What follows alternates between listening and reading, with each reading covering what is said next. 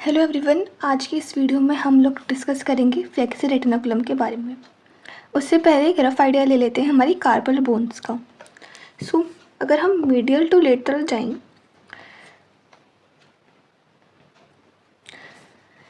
तो टोटल हमारी 4 बोन्स हैं प्रॉक्सिमल कार्पल में और 4 ही बोन्स हैं डिस्टल पार्ट में। तो उसका एक निमोनिक है she looks to pretty try to catch her. इससे हम बोन्स के बारे में देखते हैं। तो लेटर मोस्ट प्रॉक्सिमल पार्ट में जो बोन है वो है scaphoid, L for lunate, T for triquetrum, P for pisiform, next T for trapezium, trapezoid, capitate और हैमीट।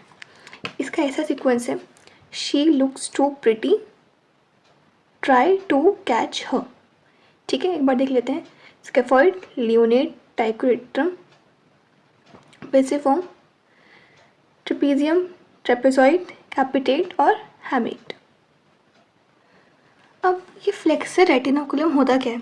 तो फ्लेक्सर रेटिनाकुलम एक स्ट्रॉन्ग फाइब्रस बैंड है जो ब्रिज करता है एंटीरियर कॉन्केविटी ऑफ कार्पल पे। It is a strong fibrous band bridging the anterior concavity of carpal. तो जो कार्पल बोन्स है वो ऐसे अरेंज होती हैं कि जो उसका इंटीरियर एस्पेक्ट है उसमें कॉन्केविटी होती है, तो वो उसको ब्रिज करती है। इसको अगर हम डायग्राम से देखें तो ये हमारा विश्राम सिंह का डायग्राम है। इसमें अटैचमेंट्स दिख रही हैं हमारी फ्लेक्सी रेटिनाकुलम की। तो ये हमारी स्केफॉइड, ल्यूनेट, ट्राइक्वेट्रल और पिजिफॉर्म बोन है। ठीक है, और ये है हमारा फ्लेक्सी रेटिनाकुलम। तो ये ब्रिज कर रहा है interior concavity of carpal bones को। Flexor retinaculum is rectangular and is formed due to the thickening of deep fascia in front of the carpal bone। अब हमें पता है कि स्किन होती है सुपरफिशियल फेशिया, फिर डीप फेशिया होता है। तो जो डीप फेशिया जो है वो थिकन हो जाता है in front of the carpal bone, जो कि फॉर्म करते हैं हमारा फ्लेक्सर रेटिनाकुलम को। अब इसके अटैचमेंट्स देख लेते हैं। हमने पढ़ा था जो मीडियल साइड में हमारी कार्पल बोन्स थी, प्रॉक्सिमल है हमारी पिजिफॉर्म और डिस्टल पार्ट में हमारी हैमीट। लेटरल साइड में प्रॉक्सिमल हमारी स्केफॉइड और ट्रेपीजियम हमारे डिस्टल साइड में। तो मीडियल साइड में pisiform, hook of hamate bone, tubercle of scaphoid और क्रेस्ट ऑफ ट्रेपीजियम से हमारा जो है वो फ्लेक्स रेटिनाकुलम अटैच होता है। मीडियली पिजिफॉर्म और हुक ऑफ हैमीट और laterally tubercle of scaphoid and crest of trapezium. Now we will talk about the superficial relations. तो बेसिकली हम इसमें सुपरफिशियल रिलेशंस पढ़ते हैं, फिर डीप रिलेशंस पढ़ते हैं और उसके अटैचमेंट्स पढ़ते हैं। तो अटैचमेंट्स हमने कंप्लीट कर लिए। अब हम बात करते हैं सुपरफिशियल रिलेशंस की। ये हमारा फ्लेक्सर रेटिनाकुलम का डायग्राम है। पिजिफॉर्म, हुक ऑफ हैमीट, हमारा स्केफॉइड और ट्रेपीजियम। ठीक है, मीडियल टू लेटरल की बात करते हैं। तो मीडियल मोस्ट जो है वो प्रेजेंट होती है हमारी अल्नर नर्व, फिर अल्नर आर्टरी। फिर अल्नर आर्टरी की एक ब्रांच होती है जो फ्लेक्सी रेटिनाकुलम में एंटर करने से पहले ही दे देती है, वो है हमारी palmar cutaneous branch of ulnar nerve. ठीक है, ये है हमारा पाल्मेरिस लॉन्गस का टेंडन। ओनली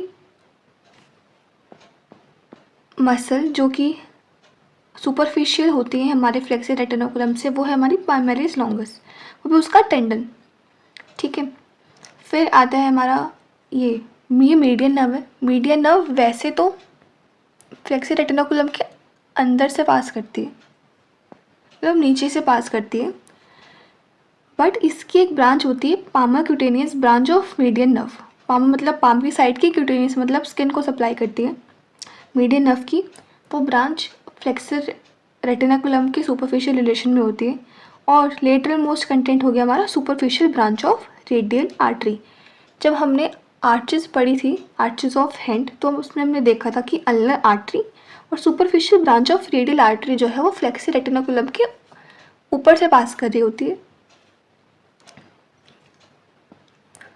तो वही हमने डायग्राम में ड्रॉ किया। एक बार फिर देख लेते हैं। मिडिल मोस्ट कंटेंट होता है हमारी अल्नर नर्व, फिर अल्नर आर्टरी, फिर palmar cutaneous branch of ulnar nerve, next है हमारा टेंडर ऑफ पामेलिस लॉन्गस, फिर palmar cutaneous branch of median nerve, then superficial branch of radial artery. So ये जो हमारे मीडियल से लेटरल रिलेशंस है, इसको हम एक ट्रिक से याद कर सकते हैं, नाना। एन से हमारी नर्व, ए से हमारी आर्टरी, एन से हमारी नर्व, फिर ए से हमारी दोबारा artery, from medial to lateral. ठीक है, सो जो रिलेशन है वो मैंने लिख दिए हैं यहाँ पे, आप इसको एक बार गो थ्रू कर सकते हैं। अब हम बात करते हैं हमारे डीप रिलेशंस की। डीप रिलेशंस को पढ़ने के लिए हमने जो डिस्टल कार्पल बोन्स है उस पर हमने एक टीएस कट करें, तो ये हमारी हैमेट हो गई और ये हमारी ट्रेपीजियम हो गई। ठीक है, ये है हमारा फ्लेक्सर रेटिनाकुलम जो कि कवर करता है anterior concavity of the carpel bones को। अब जो मीडियल साइड है उसमें एक की स्लिप बनती है, इसको हम बोलते हैं सुपरफिशियल स्लिप या फिर बोलर कार्पल लिगामेंट, जो कवर कर रही होती है हमारी अल्नर नर्व को और अल्नर आर्टरी को। बेसिकली जो सुपरफिशियल स्लिप है ये प्रोटेक्ट कर रही है हमारी उसके अंडरलाइन स्ट्रक्चर जो कि है अल्नर आर्टरी और अल्नर नर्व।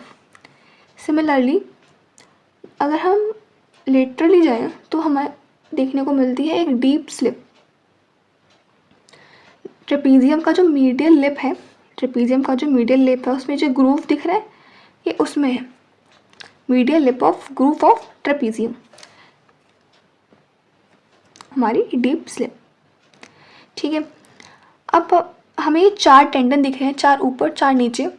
ये है हमारे फ्लेक्सर डिजिटोरम सुपरफिशियलिस और फ्लेक्सर डिजिटोरम प्रोफंडस के टेंडन्स जो कि कवर्ड है हमारे अल्नर बर्सा में। अल्नर क्यों? क्योंकि ये मीडियल साइड है, इसको हमने इसलिए अल्नर बर्सा बोल दिया। जो थोड़ा लेटरली है उसको हमने बोल दिया रेडियल बर्सा।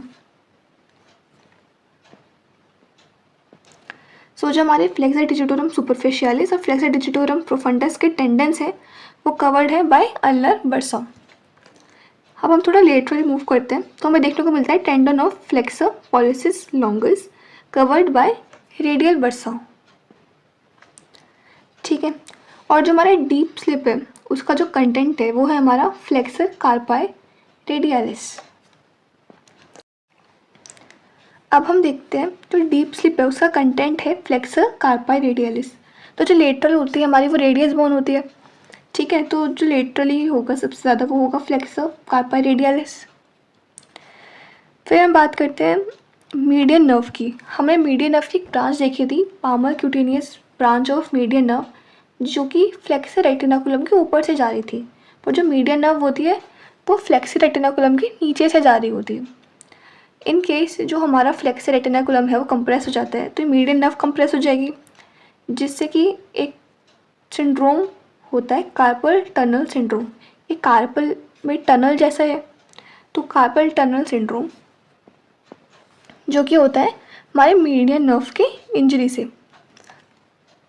इसमें पॉइंटेड फिंगर्स देखने को हमें मिलती हैं, वो हम आगे तब मीडियन नर्व पढ़ेंगे तो डिटेल में डिस्कस करेंगे। फिलहाल के लिए ये हमारे डीप रिलेशंस हो गए। एक बार इसको हम देख लेते हैं कि कौन कौन से रिलेशंस हैं। सो हमारा tendon of flexor digitorum superficialis, flexor digitorum profundis, enclose in ulnar bursa, flexor pollicis longus, enclose in radial bursa और फ्लेक्सर कार्पाई रेडियलिस जो कि हमारा डीप स्लिप में है, एंड हमारी मीडियन नर्व। ठीक है, अब हम पढ़ते हैं पाल्मल एपोनेरोसिस को। एक बात और, जब हमने superficial relations of flexor retinaculum देखा था तो उसमें एक डायग्राम था, ये वाला डायग्राम। इसमें हमको देखने को मिल रहा है टेंडन ऑफ पाल्मेरिस लॉन्गस और ये है हमारी पाल्मल एपोनेरोसिस। ठीक है, इसका एपेक्स है वो में सुपरफिशियल टू फ्लेक्सर रेटिनाकुलम देखने को मिलता है। अब हम बात करते हैं पाल्मल एपोनेरोसिस की। सो जो हमारा डीप फेशिया होता है पाम का वो थिनार और हाइपोथिनार साइड में थिन होता है। थिनार मतलब ये वाला साइड, थंब के नीचे का एरिया थिनार और लिटिल फिंगर के नीचे का एरिया हाइपोथिनार। साइड में जो डीप फेशिया होता है वो पतला होता है और जो सेंट्रल पार्ट है पाम का, ये वाला पार्ट, उसमें वो थिक होता है, जहाँ वो फॉर्म करता है हमारा पाल्मल एपोनेरोसिस को। तो एपोनेरोसिस वैसे क्या होता है? एपोनेरोसिस जो टेंडन होते हैं मसल की वो फ्लैट हो जाते हैं और वो एक फाइब्रस स्ट्रक्चर फॉर्म करते हैं जिसको हम बोलते हैं एपोनेरोसिस।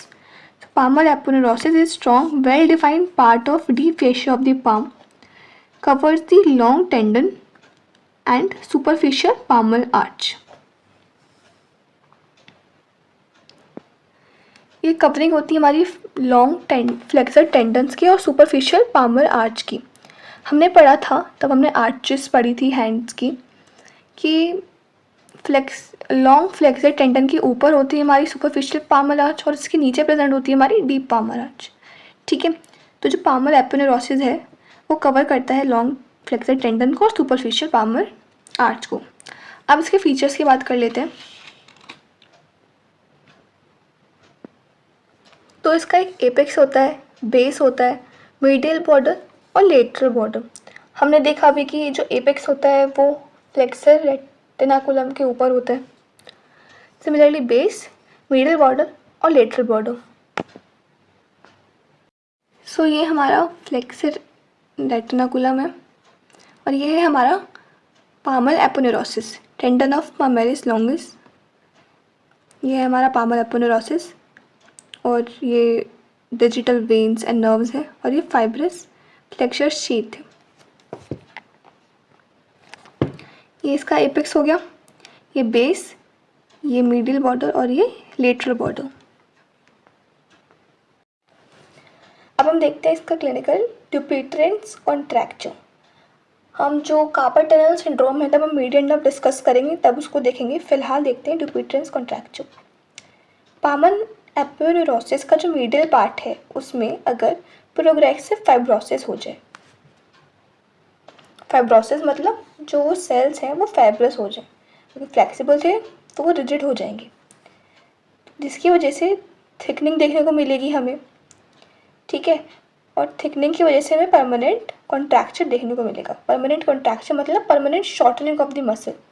तो आगे की तरफ हमारा फ्लेक्सर कंपार्टमेंट हो जाएगा, तो फ्लेक्शन में डिफॉर्मिटी देखने को मिलेगी। जो हमारे फ्लेक्सर के टेंडेंस है वो इस तरफ जाते हैं आगे की तरफ और एक्सटेंसर रेटिनाकुलम से पास होते हैं। ठीक है, तो इसमें फ्लेक्शन में डिफॉर्मिटी देखने को मिलेगी, ना कि एक्सटेंशन में। अब हमने देखा कि जो मीडियल पार्ट है उसमें जो प्रोग्रेसिव फाइब्रोसिस हो रहा है, तो जो मीडियल साइड में जो फिंगर्स हैं, हमारी जो रिंग फिंगर है, वो लिटिल फिंगर है, वो सबसे ज़्यादा और कॉमनली अफेक्टेड होती है। ठीक है, अब ये जो फ्लेक्सर रेटिनाकुलम है इसका फंक्शन क्या है, अगर ये ना होता तो क्या दिक्कत थी? तो इट प्रिवेंट्स दी बो स्ट्रिंगिंग। मतलब हमें पता है कि जो हमारा हैंड है यहाँ से काफ़ी जो टेंडन्स है जैसे कि फ्लेक्सर डिजिटोरम सुपरफिशियलिस प्रोफंडस, इन सब के टेंडन पास करते हैं। ठीक है, तो जब हम रिस्ट का से फ्लेक्शन कर रहे होंगे, अगर हमारा फ्लेक्सर रेटिनाकुलम नहीं होगा तो इनके टेंडेंस है वो बाहर को में दिखेंगे, उभरते हुए दिखेंगे। तो उसको प्रिवेंट करने के लिए, इसको हम बोलते हैं बो स्ट्रिंगिंग, को प्रिवेंट करने के लिए हमारा फ्लेक्सर रेटिनाकुलम होता है। और दूसरा जो स्ट्रक्चर्स उसके डीप पास कर रहे होते हैं उनको प्रोटेक्शन प्रोवाइड करते हैं।